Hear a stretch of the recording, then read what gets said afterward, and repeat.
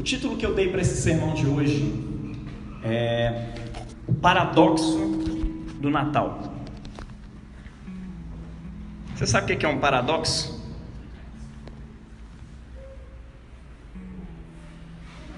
Enfim, eu não vou ficar te explicando o que é paradoxo aqui não. Você vai ver o paradoxo no meio do sermão. O paradoxo é quando uma coisa está muito óbvia, mas de repente não era daquele jeito. Esse é de um jeito completamente diferente, talvez até contrário, mas aquele jeito cumpre o propósito que era para ser. Sei lá, alguns paradoxos, né? É na pobreza que mora a verdadeira riqueza, tá vendo aí o paradoxo? Essas coisas assim. Bom, o paradoxo do Natal. Hoje nós começamos esse culto com o Mateus lendo maravilhosamente aqui pra gente e recitando Isaías 9, versículos 2 a 7. E nós cantamos também o Isaías 9, algumas partes dele, né? Não do 2 ao 7 inteiro. Mas que diz: um menino nos nasceu, um filho nos foi dado. Deus está prometendo ali o fim da guerra, você sacou? Ele está dizendo assim que as botas e as roupas de guerra revolvidas em sangue serão servidas unicamente naquele tempo para serem queimadas, para ser combustível para o fogo. Você está entendendo o sentido dessa profecia? As profecias bíblicas anunciam que um rei maravilhoso iria chegar nesse mundo, e por meio desse rei a própria paz de Deus iria reinar. E em alguns momentos das profecias parece que é o próprio Deus, Criador do céu, que está vindo para a terra governar. E as pessoas começam a dar um nome para essa parada de Reino de Deus. Já ouviu falar essa expressão? Reino de Deus? Então, quando Jesus chega nesse mundo, essa expressão era bastante comum. Reino de Deus era uma expressão bastante comum. E todo mundo esperava a chegada do reino de Deus, e todo mundo imaginava como o reino de Deus seria. Os fariseus acreditavam que o reino de Deus seria um tempo em que as pessoas seriam bem morais, né? Que os judeus seriam judeus de verdade, iam guardar o sábado direitinho, não iam cometer nenhum delito, iam pessoas completamente morais e santas. Sabe aquela santidade moral, legalista, né? Os essênios não acreditavam mais no templo, no sistema do templo e tudo mais. Então eles acreditavam num tipo de reino de Deus anárquico, fora do sistema, todo mundo pro deserto e buscando a glória de Deus ali, vivendo uma vida ascética e pobre. Os saduceus acreditavam que o reino de Deus já tinha se estabelecido através do reino dos homens. Eles acreditavam que o reinado de Herodes e o reinado de Júlio César estava tudo alinhado com o reino de Deus. É tipo pessoas que hoje acreditam que o reino de Deus vem por meio do Lula, ou talvez pior, pessoas que acreditam que o reino de Deus veio por meio de Bolsonaro, ou que o reino de Deus teria vindo se Ciro ou Tebet fossem eleitos. Sabe, pessoas que alinham as coisas e acreditam piamente que o reinado humano é a mesma coisa que o reinado divino, que a política de Deus é a mesma política dos homens. Meus irmãos, os saduceus estavam enganados. Por isso você que acredita nesse tipo de esperança também está enganado, enganada. O reino de Deus não está alinhado com nada disso. Em alguns momentos ele parece com algumas coisas que estão se formando ao longo da história, por causa da igreja, por causa da ação cristã no mundo, salgando o mundo, mudando o mundo. Uma nova perspectiva sobre a mulher foi sendo construída por causa do evangelho de Jesus. Foi porque Jesus veio nesse mundo. A chegada de Jesus nesse mundo transformou a história da mulher, a forma como se via a mulher na Bíblia, a forma como se via a mulher ao longo da história, a forma como se via outras raças. E bem no início da história da igreja, guerras começaram a acontecer e foram resolvidas em Cristo Jesus e por causa dele. E lá no século XVIII, homens de Deus como William Wilberforce, um anglicano que queria ser pastor, e o pastor dele deu um ótimo conselho: olha, sai daqui, está cheio de pastor, vai lutar aonde você deveria lutar. Você tem um dom de trabalhar na política, e você vai trabalhar lá no parlamento. Vá trabalhar na política e lutar por uma pauta do reino de Deus hoje. Esse pastor é John Newman, autor daquela música Amazing Grace. Se você não conhece, olha, isso é patrimônio universal aí, misericórdia. Vai procurar depois para conhecer essa música. Maravilhosa graça alcançou um pecador como eu. Andava cego, mas agora vejo. E é interessante porque nessa época ele estava cego, mas ele não era cego quando ele era capitão de um navio de escravos. E quando a graça de Deus o alcançou, ele pegou as melodias que os escravos cantavam dentro dos navios e criou essa canção que a gente conhece como Amazing Grace, né? E ele cantava aquilo, ele virou para o seu discípulo e falou: vai para a política e vai lutar contra o tráfico negreiro, em nome de Jesus. E ele dá a sua vida por isso até o finalzinho. Ele estava quase morrendo de doença lá, tentando lutar por isso, quando ele viu essa coisa ser aprovada no Congresso, no parlamento. Glória a Deus! A chegada de Jesus no mundo foi motivo para Martin Luther King se rebelar. Porque embora a palavra de Deus diga que nós somos submissos às autoridades, nós precisamos também, e temos o dever, não só o direito, mas também o dever de desobedecê-las quando elas estão desobedientes a Cristo. E aqueles homens praticaram uma santa desobediência, assentando nos ônibus, nos lugares onde não podia sentar, e não se levantando quando mandaram se levantar. Amém? Cara, isso tudo faz parte de algo que Jesus começou naquele tempo. Faz parte do reino de Deus. Mas não confundamos o reino de Deus com nenhuma dessas coisas. O reino não é isso. Isso faz parte. Assim como faz parte a justiça, assim como faz parte a moralidade também. Alguns querem construir um reino completamente legalista, enquanto outros querem deixar toda a moralidade de lado. Falar: o reino de Deus é justiça social. Não, meu irmão. O reino de Deus envolve tudo isso. É santidade e justiça. Pessoas que andam diante dele em santidade e justiça para sempre. É assim que os profetas anunciaram e é assim que é. Amém? Então cada pessoa naquele tempo tinha uma visão sobre como se traria o reino de Deus. E Jesus tinha a dele. Rasguem suas agendas. O reino de Deus vem por meio de mim. O livro de Isaías 2:7, ele está dizendo isso. Olha, vai vir paz sem fim sobre esse mundo. Quando o reino de Deus chegar nesse mundo, a paz vai reinar, justiça e paz vão se beijar. As roupas de guerra vão servir nada mais, nada menos do que combustível para o fogo. Sabe o que é isso? Vão se cessar todas as guerras, e você pode aplicar isso ao seu coração. Os conflitos e guerras que você vive também se cessam. Mas por quê? Porque o reino de Deus chegou. E a forma como Isaías 9 diz isso é: porque um menino nos nasceu, um filho nos foi dado. Mas não é qualquer filho. Esse filho, o governo está sobre os seus ombros. O seu nome, ele vai ser nomeado como maravilhoso conselheiro. Ele vai ser nomeado como Deus Todo-Poderoso, Deus Forte, Pai da eternidade, Príncipe da paz. Meu irmão, é assim que ele é nomeado entre nós. Ele é o Príncipe da paz, ele é a nossa paz. A nossa esperança de paz não pode estar numa agenda política. A nossa esperança de paz não está numa agenda ideológica. A nossa esperança de paz está em Jesus. Muitas pessoas nessa eleição ficaram completamente desoladas, achando que a esperança acabou. Se Bolsonaro tivesse vencido, o mesmo teria acontecido com outra parte do Brasil, que estaria confiando completamente no governo de Lula e Alckmin, que não tem nada a ver um com o outro.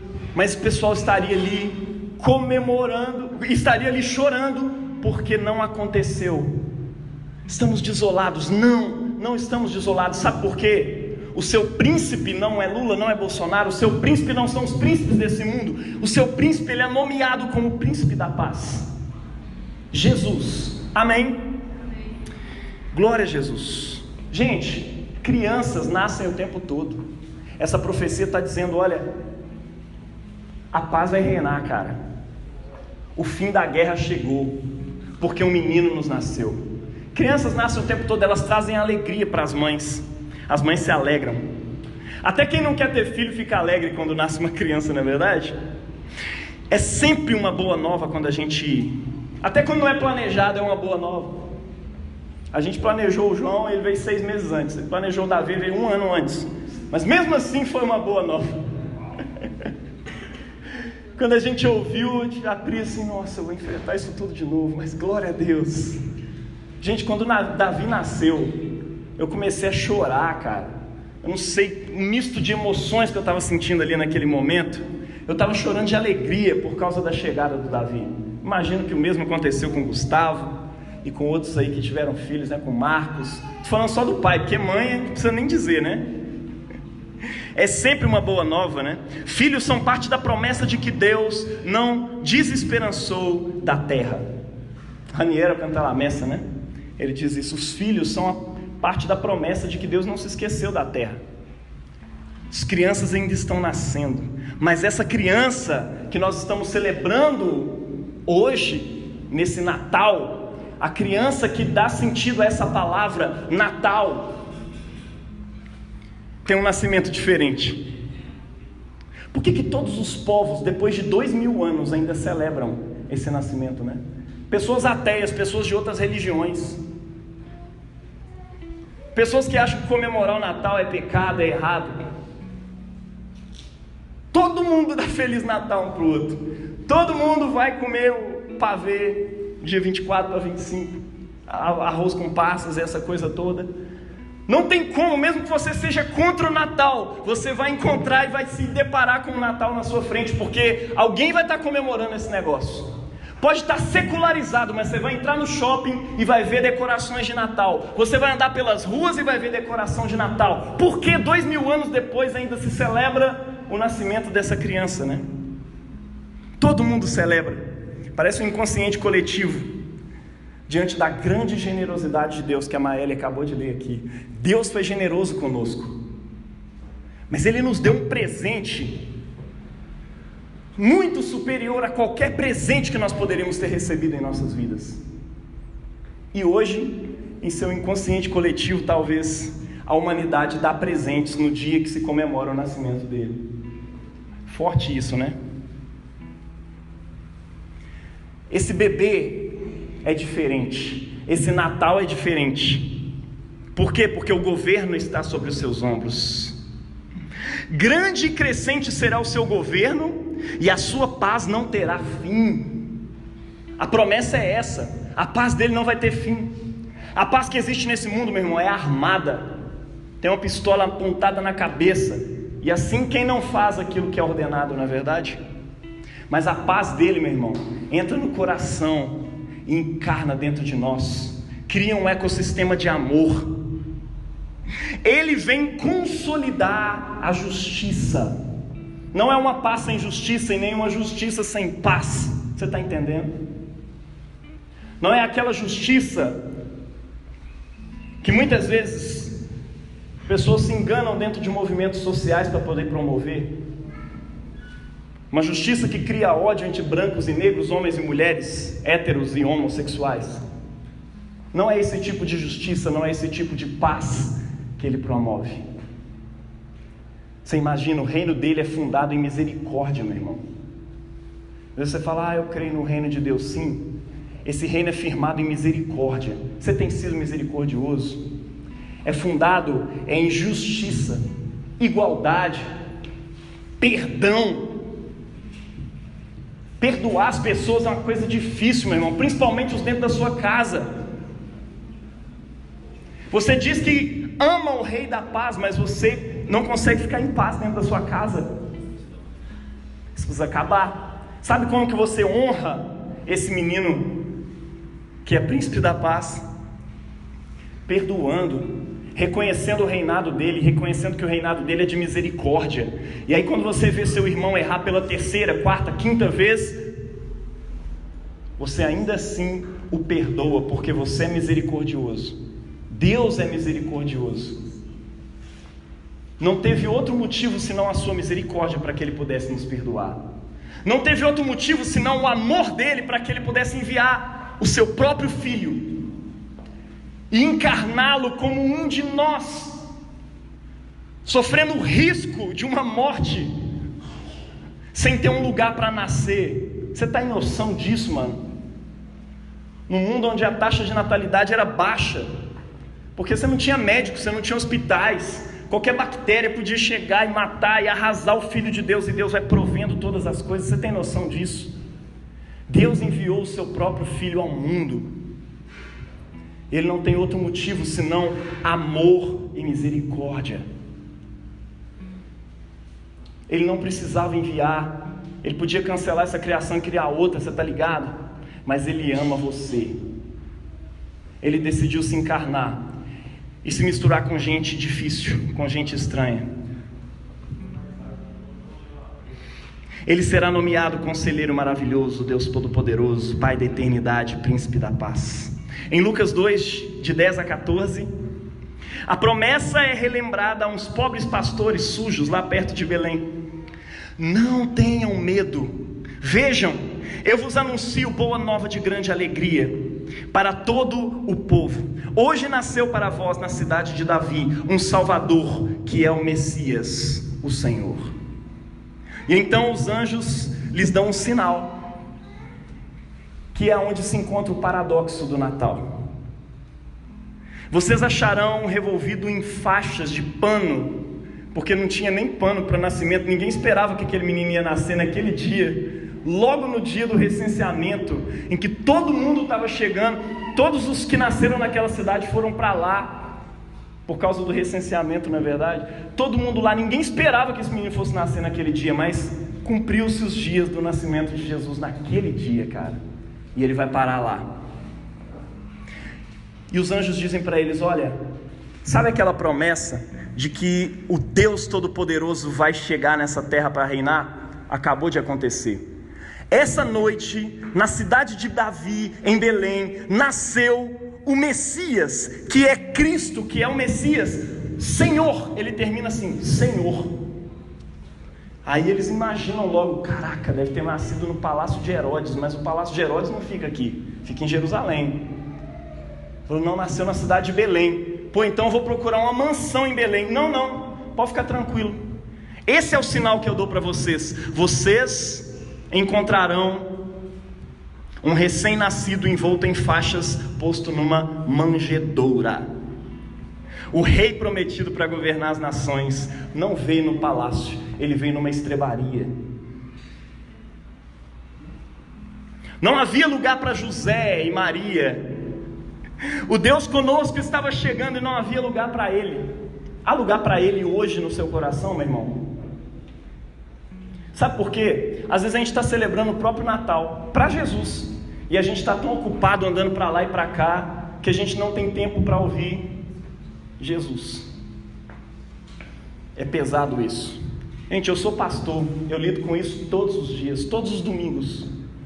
A gente precisa organizar de uma forma em que isso se torne cada vez mais leve para nós, porque muitas vezes nós estamos ocupados demais com as coisas de Jesus para desfrutar de um tempo com Jesus. Isso é forte.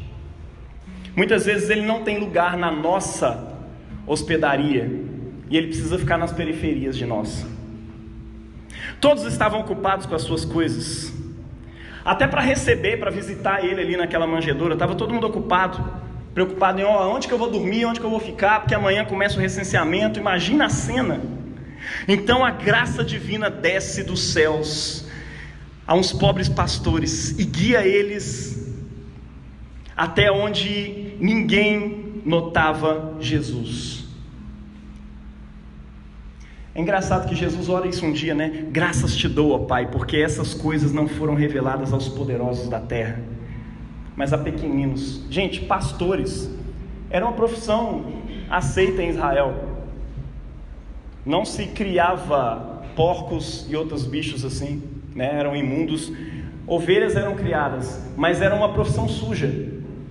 Quando Samuel vai ungir os filhos de Jessé, ele traz todos os filhos, mas o que estava lá cuidando de ovelha, ele não traz, porque estava no campo, estava sujo e provavelmente não era ele. Mas Deus adora trabalhar com paradoxos. Você está entendendo? Os anjos e a profecia prometem justiça, alegria, paz, e de repente nós somos levados a uma estrebaria, num lugar onde existe um espetáculo de pobreza, exatamente o contrário, pobreza, fraqueza, impotência, como nunca antes a humanidade teria imaginado que chegaria o Messias, o Senhor, o Rei dos Reis. Os reis daquele tempo também se chamavam de príncipe da paz, você sabia disso? César Augusto se chamava de príncipe da paz. Eles falavam que no reinado deles viria justiça, paz e alegria. César Augusto é mencionado já no início desse capítulo que o Mateus acabou de ler. Para quê? Para mostrar um paralelo, fazer um paradoxo entre o rei desse mundo e o rei que estava nascendo. O rei desse mundo mandando nas pessoas, dizendo para onde elas têm que ir. E de repente, o Filho de Deus está nascendo nesse mundo ali, submisso inclusive a essa autoridade temporal de Júlio César, de César Augusto. Você está entendendo?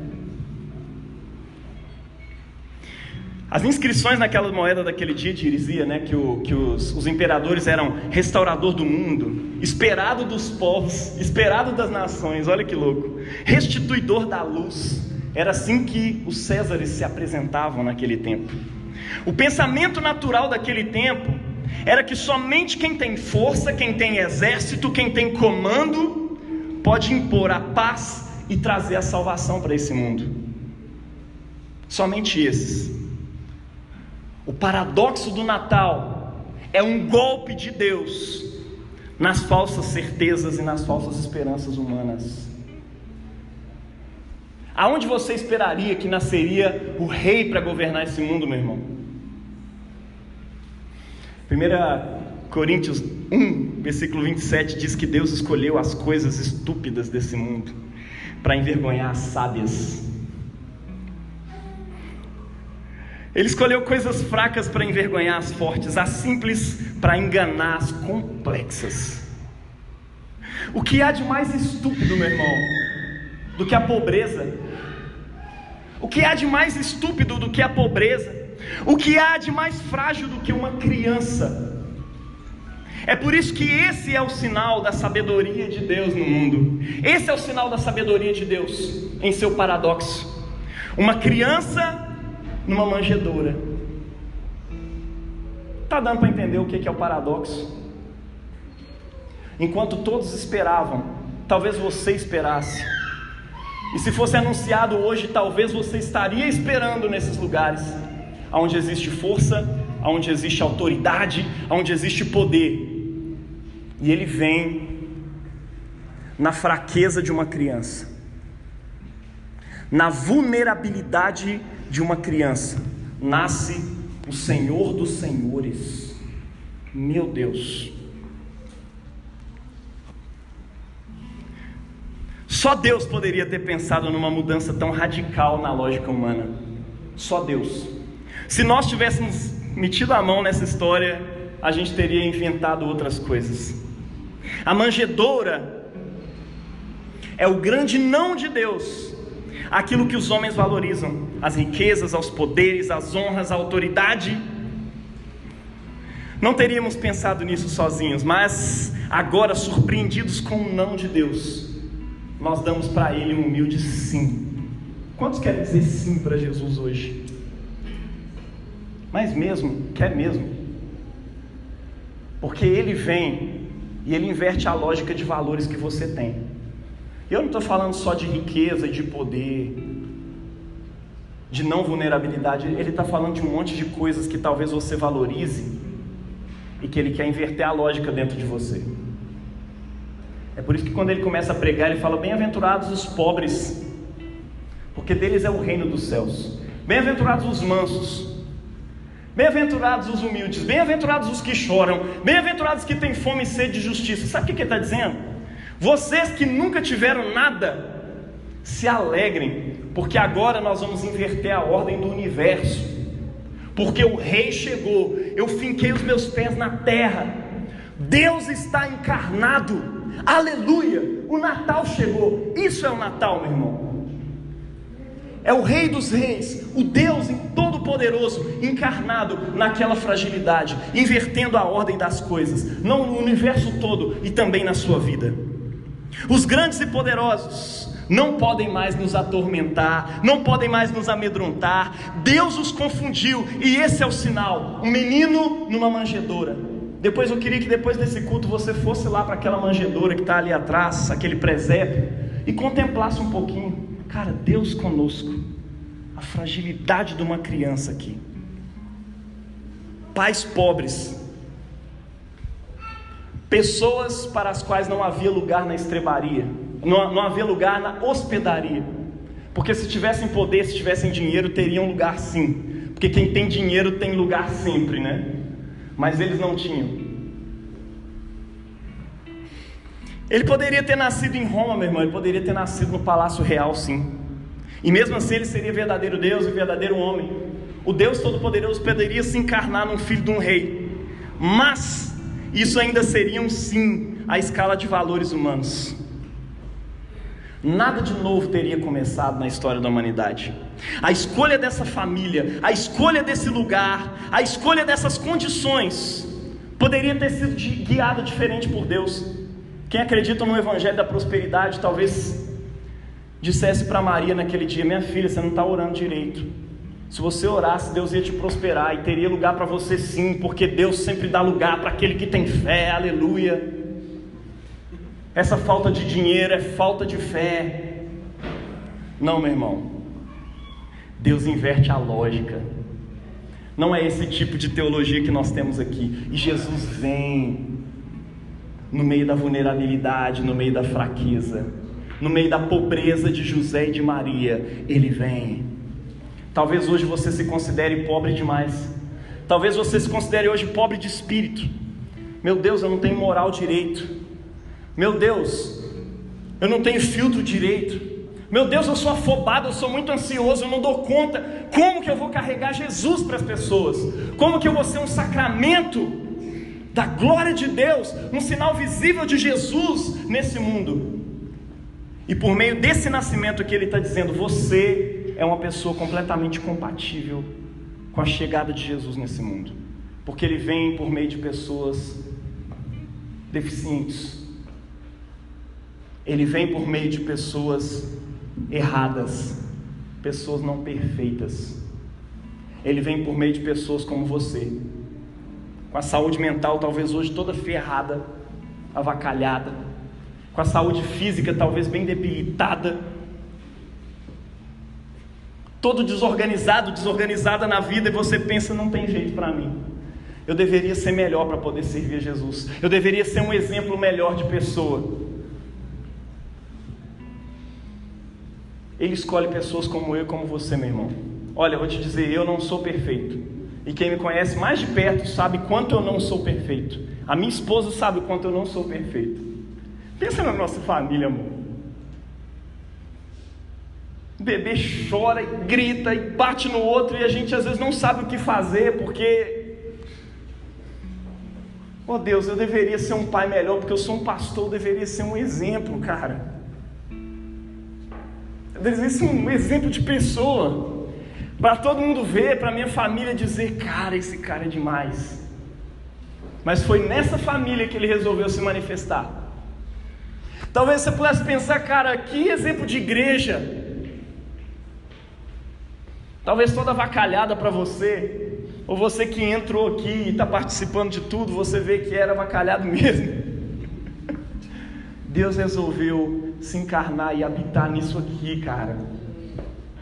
Quando eu olho para o Natal, eu vejo que a esperança para nós é no meio dessa fragilidade, dessa imperfeição, que Jesus habita, que Jesus vem. E é essa fragilidade que Ele transforma e muda. Amém? Deus poderia ter guiado tudo de modo diferente, mas Ele guiou aquela família ali. Mais do que tornar-se homem, Ele quis se tornar pobre e humilde. Assim, meu irmão, Ele se torna a esperança para os pobres da terra, para os humildes da terra, para os abandonados da terra, para os imperfeitos da terra. Ele se torna a esperança. Você é imperfeito? Bora com Jesus. Ele é a esperança para nós. Ele dá esperança para todas as pessoas. Sabe por quê? Porque nem todo mundo pode se tornar rico, nem todo mundo pode se tornar sábio, nem todo mundo pode se tornar poderoso, mas todo mundo pode se tornar pobre, todo mundo pode se tornar humilde, todo mundo pode se tornar pequeno. Quem estuda sociologia, entre outras coisas, sabe que por mais que se lute, não são todos os pobres que vão chegar lá em cima, que vão ascender socialmente, mas todo mundo pode descender, todo mundo pode descer, todo mundo pode se humilhar. É por isso que Jesus não escolhe nascer nos palácios, Ele escolhe nascer entre os pobres, para se tornar esperança para todos. É por isso que Ele vira para o jovem rico e fala: cara, só falta uma coisa, vai, vende tudo que você tem e me segue, porque as suas riquezas já se tornaram um Deus para você. Não tem como ter dois senhores, não tem como ter dois reis, só tem lugar para um rei, que é o Rei dos Reis. Amém? E agora, meu irmão, nós vamos nos dirigir à liturgia eucarística. Eu queria que você inclinasse o seu coração hoje. Talvez você é um pobre e arrogante, tupetudo, que apesar da sua pobreza, você tem um nariz em pé. Ele está te convidando: abaixa essa cerviz hoje, meu filho. Seja humilde, ouça as pessoas, ouça conselhos, ouve o seu pastor, ouve sua liderança. Seja humilde, porque o reino de Deus caminha onde caminha a humildade. O caminho do reino é o caminho da humildade. Abra mão das suas riquezas, seja generoso com o pobre, seja generoso com o reino, seja generoso com a igreja de Jesus, seja generoso como Deus foi generoso com você, meu irmão. Abra mão dos seus horários por Ele. Que esse ano seja diferente para você. Sabe por quê? Porque Deus te entregou o seu melhor, e hoje nós vemos manifestada a graça de Deus sobre nós no nascimento dessa criança. Que eu e você hoje sejamos mais do que nunca generosos com Deus. E você vai ser um paradoxo ambulante, uma pessoa imperfeita que carrega a santidade do Todo-Poderoso, uma pessoa imperfeita que carrega a beleza de Deus. Incline sua cabeça, vamos orar.